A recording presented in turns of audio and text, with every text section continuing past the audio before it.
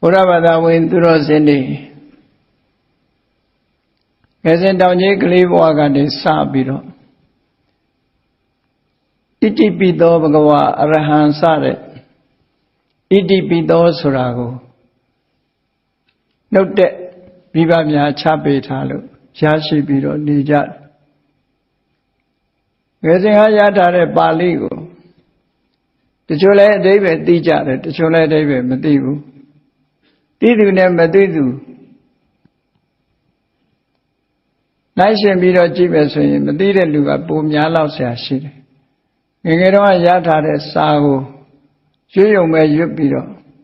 အသုံးချတဲ့အခါမှာအန္တရာယ်ခင်းအတွက်သာအသုံးချနေကြတာဣတိပိသောရွတ်ရင်ဘုန်းကြီးတို့ကိုယ်တိုင်လည်းငယ်ငယ်တော့ဣတိပိသောရွတ်ရင်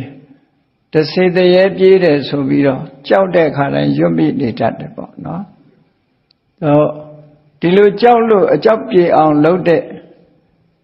မန္တန်သဘောမျိုးလောက်ပဲလူတွေဟာနားလည်ပြီးတော့နေကြတာ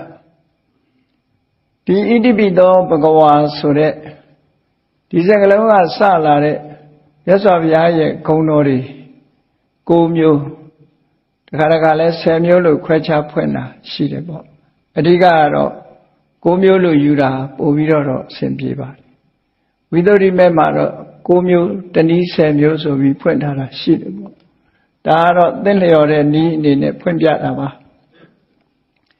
အဲ့တော့မြတ်စွာဘုရားရဲ့ဂုဏ်တော်တွေဆိုတာထို့သုတ်တံပါဠိတော်တွေထဲမှာလိုက်ကြည့်မယ်ဆိုလို့ရှိရင်ဣတိပိသောပါတဲ့သုတ်တံတွေဟာအတော်ကိုများလိမ့်မယ်လို့သေသေးချာချာသုတေသနလုပ်ကြည့်မယ်ဆိုလို့ရှိရင်